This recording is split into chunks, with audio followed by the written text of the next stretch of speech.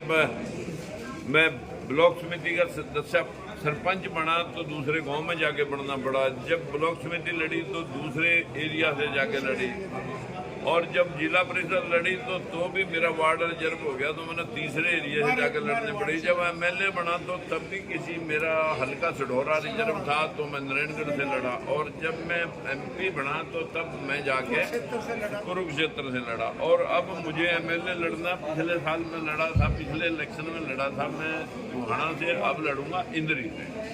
मेरा काम है जनता की आवाज़ को पूरे बुलंद तौर पर उठाना। जिन लोगों के साथ में SC ST OBC माइनॉरिटी के जो लोग हैं जिनका हिस्सा आज हरियाणा के अंदर ये सिर्फ 11% है, ये 11.23% की हिस्सेदारी है। और ये जिन लोगों के हाथ में शासन रहा उन लोगों के हाथ में लगभग 2.5 लाख नौकरी में से 1,37,000 नौकरी कल्याण के पास है। मेरे पास ये आंकड़े जो जात छुपा रहे हैं इनको डिसमिस कर दो, तो ये भी वही मुख्यमंत्रियों के लोग निकले। हरियाणा के अंदर जो भेदभाव हुआ वो पूरे देश के अंदर भेदभाव इस कदर हुआ इस कमजोर तबके के साथ जिनकी मैं पैरवाई करता हूँ। ये सिर्फ 11% की हिस्सेदारी में ये लोग रहे, जिनकी संख्या 52 थी, 55 के करीब संख्या है, यानी अपने से 5वां हिस्सा इनको मिला। संविधान लागू नहीं हुआ। इसी व्यवस्था को देख करके कमजोर आदमी इंसाफ लेने के लिए, कमजोर आदमी राजनीति में एस्टेब्लिश हो नहीं सक रहा, और कमजोर आदमी अपने घर गृहस्थी चलाने में कहीं इतना कमजोर पड़ चुका है कि उसकी आवाज़ भी उठाने वाला कोई नहीं मिला। जब हम आवाज़ उठाते हैं, बड़ी पार्टियों से टिकट लेकर के 3-3 बार सत्ता छोड़नी पड़ी। चौटाले में भी मंत्री पद छोड़ना पड़ा, बंसीलाल में भी छोड़ना पड़ा, और बीजेपी में भी सांसद पद छोड़ना पड़ा। जब सुप्रीम कोर्ट के फैसले भी हमें लागू होते दिखाई नहीं दिए, जो बैकवर्ड के पक्ष में सुप्रीम कोर्ट का फैसला है। अब मेरा सिर्फ इतना निवेदन है कि मैं आपके चैनल और आप मीडिया बंधुओं के माध्यम से जनता को अवगत कराना चाहता हूं कि जब तक आप बड़ी बड़ी पार्टियों के आला कमान लोगों के पीछे घूमते घूमते पैसे दे करके टिकट लाएंगे, अपना बिजनेस करेंगे, आम जन को कहीं भी उनसे उम्मीद नहीं रखनी चाहिए कि इनसे हमें इंसाफ मिलेगा। इंसाफ तो आप लोगों को अपने बलबूते अपना नेता पैदा करके चुनाव लड़ने से इंसाफ मिल सकता है, अन्यथा कतन तौर पे नहीं मिलेगा। और लड़ करके लोगों को ये बताना चाहता हूँ कि भाई आप जहाँ मर्जी खड़े करें, जहाँ मर्जी आप किसी के पास आपको झूठ बोल करके बहुत नेताओं ने बता दिया। किसी ने 2 करोड़ नौकरी की बात करी, किसी ने 15 लाख देने की बात करी, किसी ने महंगाई भ्रष्टाचार पर अंकुश डालने की बात करी, किसी ने बहुत कुछ ऐसे लॉलीपॉप दिए कि 21,000 रुपये हम बेरोजगारी बता देंगे। जो अनाप शनाप जो लोग बोलते हैं वो सिर्फ आपको चीट करने के लिए बोलते हैं। मैं इस प्रकार की व्यवस्था का पक्षधर नहीं हूँ। मैं कहता हूँ एक परिवार में एक रोजगार सुनिश्चित होना चाहिए। बाप में, बेटे में या पोते में, अगर 3 पीढ़ियों में भी किसी परिवार में एक भी रोजगार कभी नहीं मिला, सबसे फर्स्ट प्रायोरिटी उनको होनी चाहिए।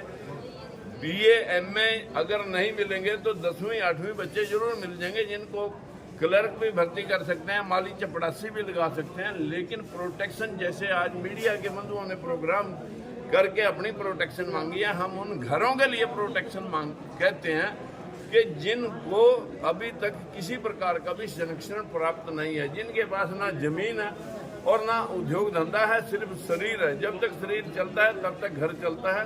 जिस दिन शरीर से अपाहिज होकर के व्यक्ति घर में बैठ जाता है तो उसके बच्चे या तो गलत कामों में फंस जाते हैं और या सुसाइड कर जाते हैं। इस बदकिस्मती इस देश की ये है कि इस देश में गली गली देवी देवता, गली गली इस देश के अंदर अंधविश्वास।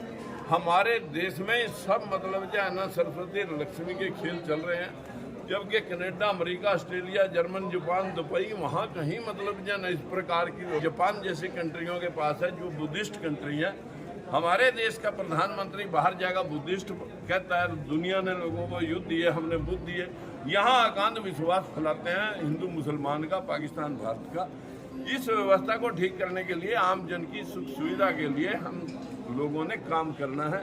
मैं तो उन्हीं के लिए काम कर रहा हूँ। लोग समझें नहीं समझें, इन्हीं शब्दों के साथ मैं बंधुओं को और आपके माध्यम से जनता से अपील करता हूं कि भाई समझ जाओ, आज नहीं तो कल। आप वंचितों की लड़ाई लड़ रहे हैं, बड़े लंबे समय से लड़ रहे हैं, क्या कारण है कि अभी तक आपका पूरे तरह से साथ नहीं मिला? मैं हमेशा माड़े का महती जूते खाता हूँ, ये चिर परिचित आपके सामने लोगों ने कहा है। कमजोर आदमी को कोई 10 रुपए दिखाएगा और उसको या एक बोतल शराब भी दिखाएगा और उसको बहका देता है, क्योंकि वो पढ़ा लिखा नहीं है। लेकिन अब जागृति आहिस्ता आहिस्ता बढ़ रही है। हमने कल 8 पार्टियों का समावेश किया है, जिसमें बाबा साहब भीमराव अम्बेडकर के पोते भीमराव यशवंतराव अम्बेडकर भी है, वामन मेश्राम की पार्टी बहुजन मुक्ति पार्टी भी है, भारतीय वीर दल है, भारतीय जनराज पार्टी है, इंडियन जनता पार्टी है, और हमारे साथ CPI कम्युनिस्ट पार्टी भी है। हमारे साथ में लोकतंत्र सुरक्षा पार्टी के साथ में आज 8 छोटे बड़े दल साथ आए हैं। हम दावे से कहते हैं कि पूरे हरियाणा भर की सभी सीटों में चुनाव लड़ेंगे। ना हो किसे देना चाहेंगे, भाजपा या कांग्रेस?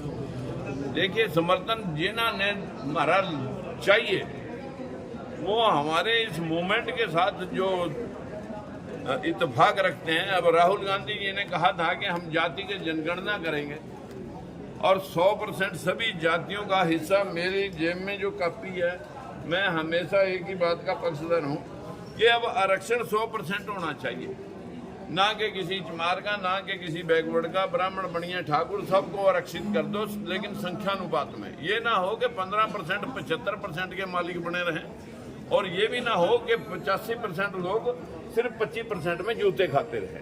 सबको हिस्सा मुताबिक आज सुनिश्चितता चाहिए।